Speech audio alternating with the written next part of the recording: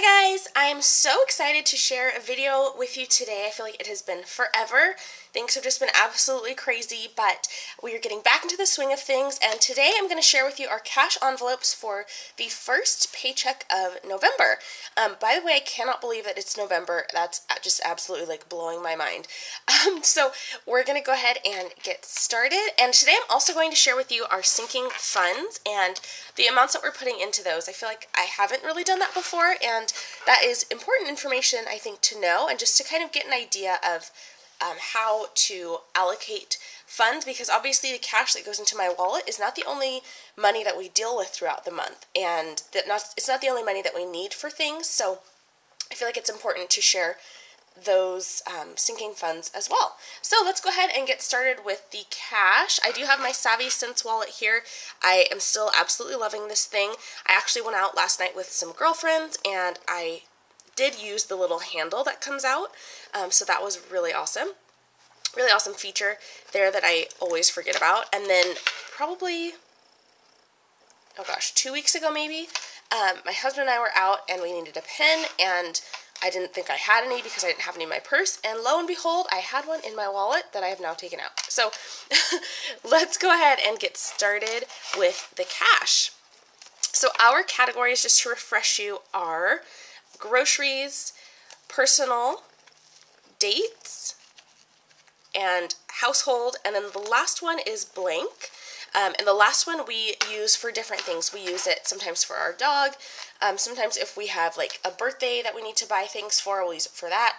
With Christmas coming up, we'll probably put cash in there if we're planning on going out and buying gifts, so we'll know exactly what that is for. So that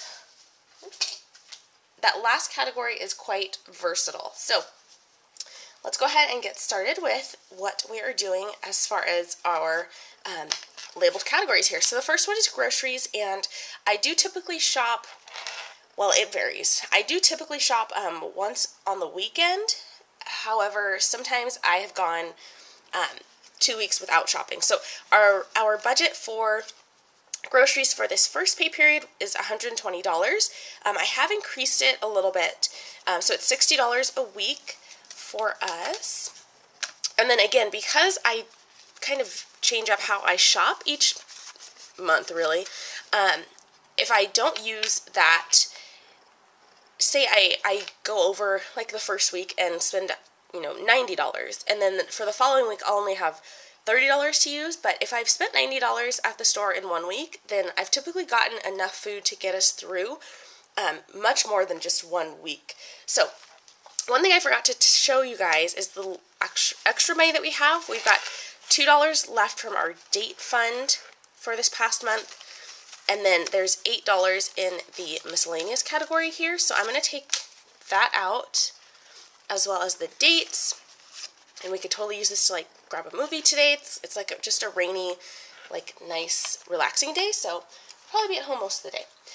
So our next category here is personal, and personally, my personal money is going to be in the bank because I've been using our debit card for things, like I've been ordering things online. But here is $40 that will go to my husband, so I'm just going to hold it in here for now. Oops. Which I really do need to get out of that habit, but I keep finding things online that I want to purchase instead of things in stores, so I'm just using money online. So that is either good or bad. The next things we have is $40 for our dates, and we'll put that there. And then the next category is household, and we break this category up into two sections. So I'll have $20 for household, which includes anything like laundry detergent and paper towels and toilet paper, things like that. And then we'll also do another $20 for this pay period for any personal items, so shampoo, toothpaste, like things like that we might need. So that's $40 total goes to household, and that is again just for the first part of the month here.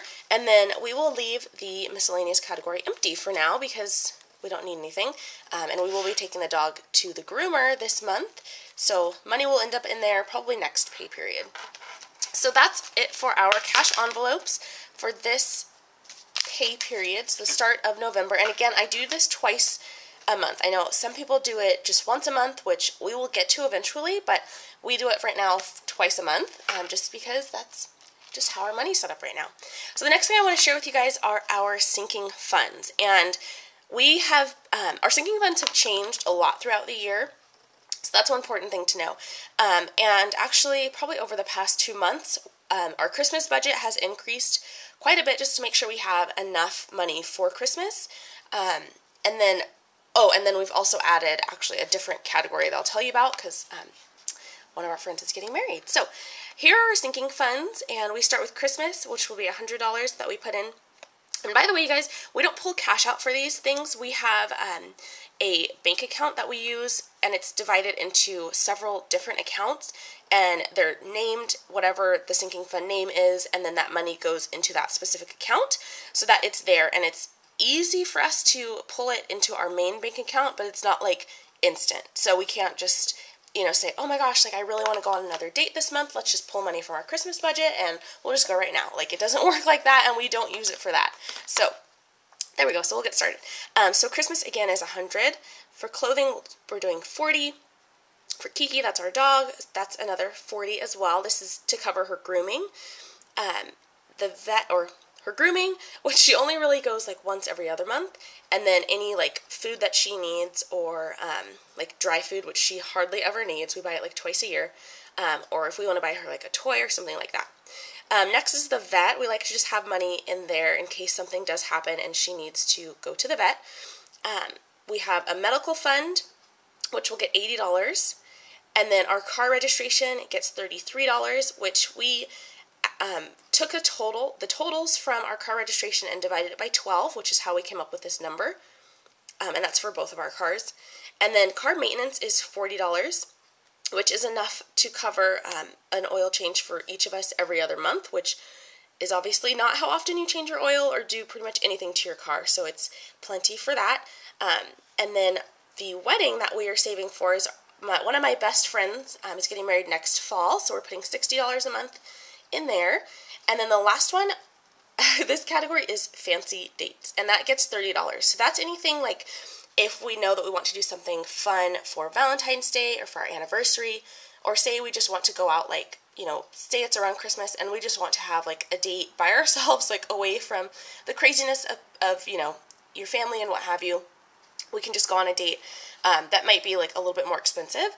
So this category is really, really flexible. We don't necessarily always put money in there, but it is growing so that we don't have to pull money from somewhere else if we do decide to do something fun for, like I said, those events like Valentine's or our anniversary or things like that.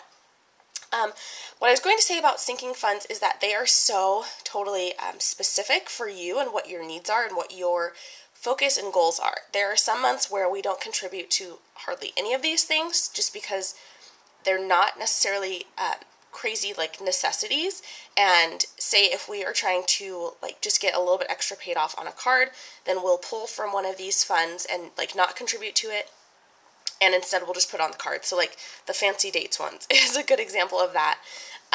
Or like clothing, if we know we're not going to buy any clothing that month, we can just pull from that and use it instead. So I love having these because we do have money specifically allocated for all of these different things.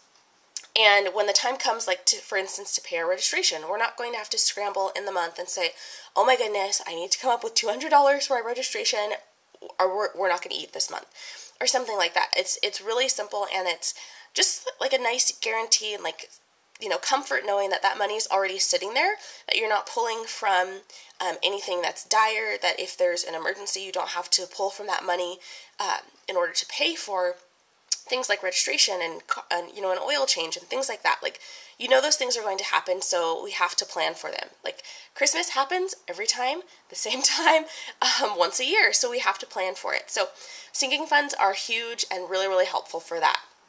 So guys, that is everything for today's video. I hope you found it helpful. Let me know if you have any questions, and I would love to answer them. Have a great day, and happy November!